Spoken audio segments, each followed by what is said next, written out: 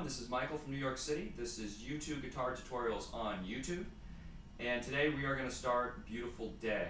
This is going to take some time because I'm going to break it down note for note. I spent hours, months, weeks transcribing this song from the Live in Chicago DVD, the Vertigo tour. Believe it or not, the Edge changes this up quite a bit, especially the verse. So if what you hear on the studio version is different than what I'm going to play, it is. And he even changes up the verse from version to version and show to show. This is one of those songs that I think people would appreciate what the Edge doing more by breaking it down. It's not just a simple notes over and over again. I see a lot of people playing this song and it doesn't somehow sounds good, but it doesn't sound just quite right. And the reason is there are some very interesting subtleties and rhythm changes and note changes and areas where he's playing a note and other times when he's not playing a note. And it really comes together and makes the song more melodic and more interesting. So I'm very anal, as most of you know, and I thought I would break it down so that everybody can see what the Edge is really doing and how he really changes it up and makes it a little different, even from measure to measure within the song. It's very interesting. I don't hear a lot of delay in the harmonics. I've got my delay on here. Beautiful Day is generally a quarter note delay, especially at the beginning of the verse, and I'll talk about the different delay settings later.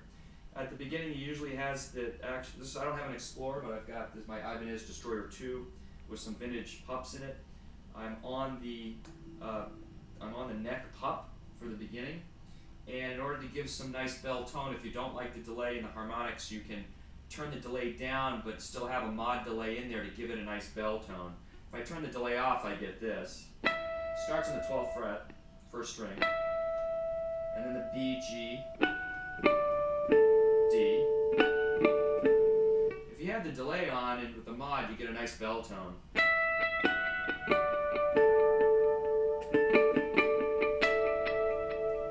Might not have that exactly right, but you'll get, if you listen to the song, you can find the exact notes that you're familiar with and that you like. And then he'll do this.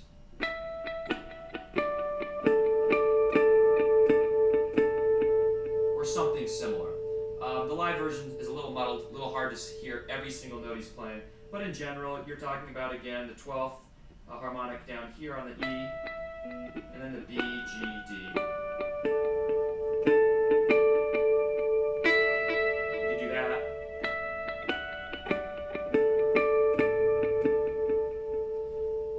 So you can play around this harmonics, feeling what you like. That's the beginning of the song. And then Edge starts to play along with Adam on the bass line.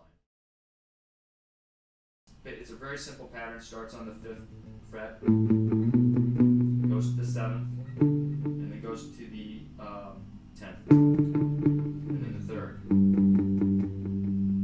and then back to the 11th, 10th.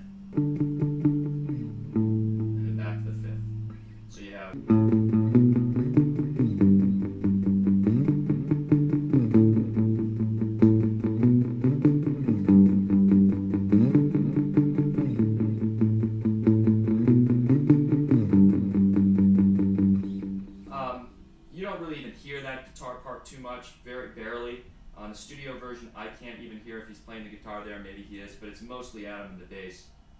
But those are the basic notes, and those are going to be the root notes to the chords later when the Edge does the chorus. And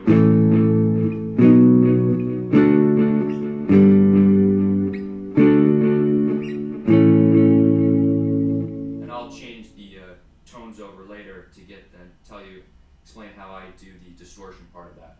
But that's all pretty simple. Where I get a lot of questions is on the verse. As many of you know, I have a full recording that I did in Pro Tools. It's multiple tracks, right and left panning of multiple tracks, and I've got a lot of questions and comments about the verse and how I do it.